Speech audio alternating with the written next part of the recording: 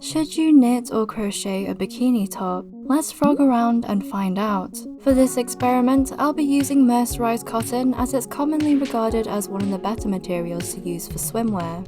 Crochet triangles. We'll start with crochet this time because at this point I still had no idea how I was going to make the knit version. Of course, and as always, there are several ways to go about this, but I decided to go with what seems to be the most popular method, the one where you basically crochet in arches to create a rounded convex triangle. So, using a 3-piece cut for reference, I chained the same length as the seam leading up to the bust point. Then, skipping the first chain from the hook, I single crocheted the entire row. However, instead of turning my work over, I then chained one and worked into the other side of the chain as if working in the round, but not quite. Once reaching the bust point again, I then worked 3 single crochets into the space left from skipping that first chain from the hook and crocheted all the way down again. It helps to mark the center stitch because that's where all the increases will be made. At this point, all that's left to do is to repeat this while working back and forth, turning the work and crocheting in a U shape until reaching the desired shape and size. It couldn't be simpler, but that didn't necessarily mean that it was easy, because I grew tired of single crocheting pretty quickly and couldn't help but think about all the other types of stitches and patterns this yarn could have turned into. But in order to maintain some semblance of integrity in this comparison, simplicity is key, and to be honest, you can never underestimate the aesthetic powers of an entirely single crocheted piece. Of course, none of that changed the fact that double or even half double crocheting would have shaved a very subjectively real century off of this process. I decided to stop when the sides were relatively even, and the way I figured this out was not by measuring, but by making awkward folds to convince myself that it was the case. This first triangle ended up taking 1 hour and 20 minutes in total, which wasn't long, but longer than it felt, despite the boredom. The second triangle only took 57 minutes, so all in all, not bad. The knit triangles. To be honest, I already had some reservations about the knit top for multiple reasons, but let's get into it. And without boring you with intense details of the absolute palaver that swiftly ensued, allow me to provide you with an albeit dramatized summary. The knit is way too loose. Long story short, I tried several different methods to achieve what I thought would be an ideal bikini top. As you can already see, it's not doing so well at the moment. But soon came to the sobering conclusion that whatever I did that strayed away from the controls, i.e. changing the gauge, would only render this entire exercise as pointless as making 2 of the same bikini top. So that was it. The point of this exercise was to compare the 2 disciplines, and I was clearly getting carried away. So I decided to move forward by making things as fair as possible, even if it meant ending up with something unwearable. Let's rewind, shall we? I cast on using the same gauge needles that I used for the crochet hook, while making sure that my stitch count matched the base measurement of the crochet triangle. I then followed with a fold over since this would create a channel for the body strap later. Already, this was a W compared to the crochet top. To shape the rest of the triangle, I incorporated decreases at the center of each row, as they would act like a sewn dart and would help with the overall fit. After reaching the desired bust point, I then switched to decreasing at the sides to finish off the triangle shape, leaving 3 stitches on the needle. So now I need to get started on the I-cord, and to do that I have to change my needles to double pointed needles. The other great thing about knitting was that I could seamlessly transition from triangle to strap by knitting an I-cord from the remaining stitches. However, not if it's too small. To show you just how small it was, here it was compared to the crochet version, and here's what it looked like compared to a correctly sized triangle bikini top. Sure, I could have just continued, because it was technically a bikini top, and even if it didn't necessarily fit me, it was still a functional piece. That being said, the smaller surface area kind of meant that the timing was skewed relative to this experiment, and although it's not a perfect comparison, it still didn't feel right to take this much liberty. So I've redone the knit triangle, and it is a lot better size-wise. You can probably tell that this part is a little lacy, and it's because I'm going to put a heart motif on top, but if I wasn't, I just wouldn't include this at all. I think both have sort of a visible seam at the bottom, but the knit one is a lot more obvious than the crochet. Again, if you take away the middle column, it would probably look a lot better. This final knit triangle took 1 hour and 6 minutes to complete, which is 9 minutes more than the crochet. Honestly, I was a little surprised that it wasn't more than that, but then again, it is smaller in size. I-cords. Did the seamlessness of knitting the I-cord make up for the previous hiccup? Not really, but it did make things a little better.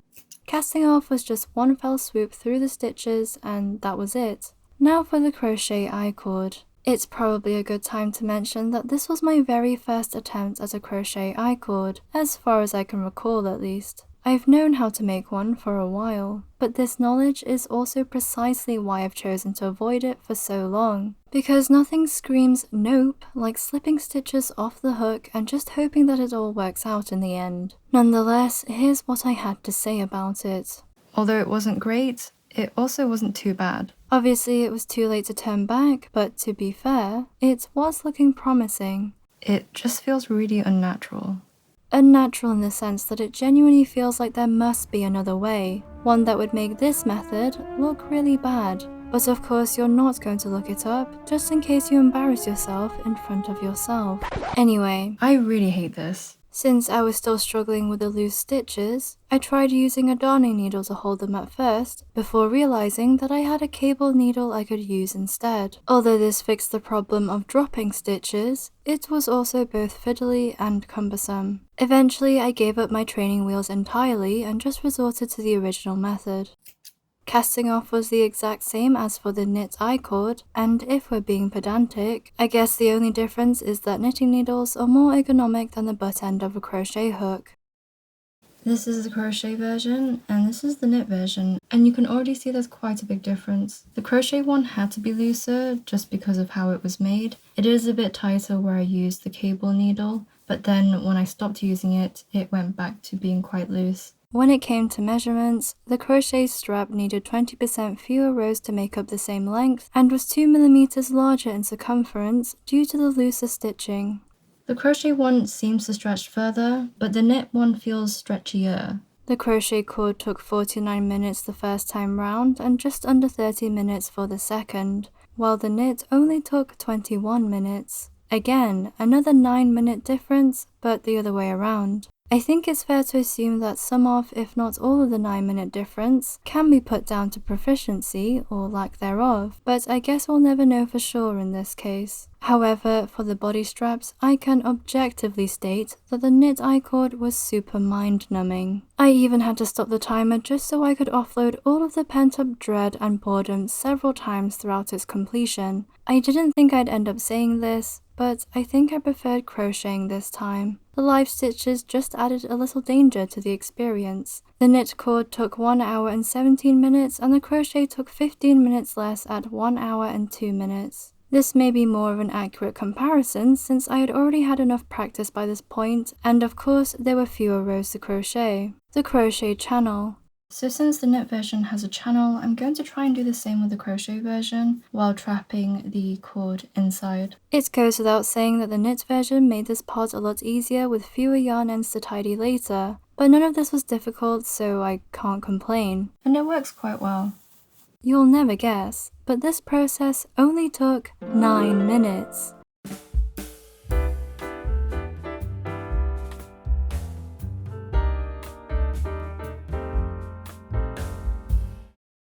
Hearts. Of course, I had to make some heart motifs to match my previous sock comparison. The first crochet heart took 40 minutes to experiment with and figure out, but the second only took 10 minutes to complete. Stitching in the crochet hearts was difficult in the sense that it was hard to get the same result twice. One heart was also slightly bigger because I worked into it a few times more when I was experimenting, so that didn't help. The stitching took an extra 6 minutes per heart, so one heart took 16 minutes in total. I decided to freehand the knit hearts, which was a little more complicated because of the decreases that were in the way. Looking back, I would make things a little more symmetrical next time, but it didn't affect the overall look of the heart, so I didn't redo them. The first one took 44 minutes to stitch, and the second took 35 minutes, not including the time taken to tidy the ends, which we'll get into later. So the duplicate stitched hearts took over 2 times longer than the crocheted ones, despite being pretty much the same size. Just a quick note to say that with all the aforementioned difficulties in mind, I did decide at some point not to pursue perfection, because I wanted the results to reflect the process,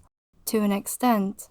Tidying ends. If we take away the heart motifs, the crochet had 14 ends and the knit only 6, meaning that the crochet top had more than double the number. That being said, one crochet heart only had 2 yarn ends, and one knit heart had 6, which is 3 times more. Although technically that's more reflective of my duplicate stitching method than anything else. Tidying the crochet took 40 minutes, whereas the knit took 7 minutes with an additional 11 for the hearts, for a total of 18 minutes. Still less than half the time taken for the crochet, so it looks like knit comes out on top in this category. In terms of overall yarn weight, the crochet comes in at 55.47 grams, with the knit significantly lighter at 37.56 grams, which is an 18 gram difference. No surprise there. So as always, if you're low on a specific yarn and you have the choice between knit or crochet, knit will be the safer option in this very niche context. Now, since bikini tops are meant to have some functionality in water, I'm going to see how much each one absorbs. To err on the side of caution, I weighed each one a couple of times to get somewhat questionable averages. I mean, science, right? Okay, so the wet crochet top weighed in at 188.06 grams, which means that it soaked up 132.59 grams of water. After soaking, the knit weighed 146.33 grams, meaning there was a 108.77 gram increase. If we're talking percentages, this meant that the crochet absorbed 239% of its weight, and the knit was thirstier at 290. So it looks like crochet performed slightly better in becoming less waterlogged, but it's still heavier overall. Blocking. At this point, I was bikini bottomed out, and didn't feel like blocking properly. Plus, it kind of didn't make sense to anyway. I mean, they're supposed to be wet half the time, so what's the worst that could happen? Oh no. Unfortunately, wet blocking wasn't the best idea, ironically, and the red bled into the white a little despite only using cold water.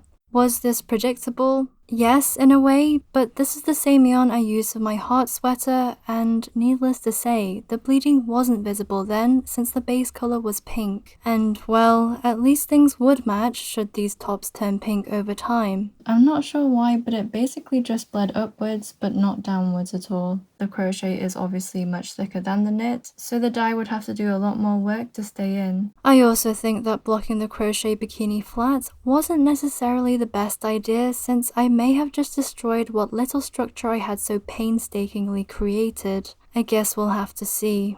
Fit. Looking at the fit of both of these tops, I think the form of the crochet triangles before soaking was better than the knit, but after drying flat, the knit has the upper hand since it sits better due to being more elastic in general. I also tried both tops on and can confirm that this was still the case. So if you end up crocheting yours like this one, you probably want to avoid drying it flat. There were no real surprises here considering what I've learned from previous knit versus crochet projects. Although, I did find it kind of funny how the same numbers kept appearing, like the number 9 as well as the number of yarn ends being the same for both tops at 18 yarn ends each. The crochet top came in at a total of 5 hours and 17 minutes, which is 22 minutes faster than the knit, which took 5 hours and 39 minutes. Of course, these times are based on how long it would take theoretically to make each top, based on how long it took me to make the second version of each feature, for example, the second triangle, the second heart, the second I-cord.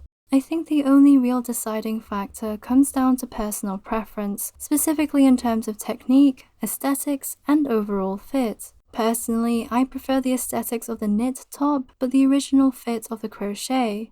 In terms of making, I think it was pretty much head-to-head. The crochet was easier, but I didn't enjoy it that much. The knit was more effort in general, but I didn't get bored and there were fewer ends to deal with minus the hearts. At the end of the day, different shapes and methods work differently for different bodies and tastes. So although my opinion here is subjective, I hope this video was still helpful in some way. Do you have a preference when it comes to method or style? I'd love to know what you think. Thanks so much for watching, and I'll see you next time.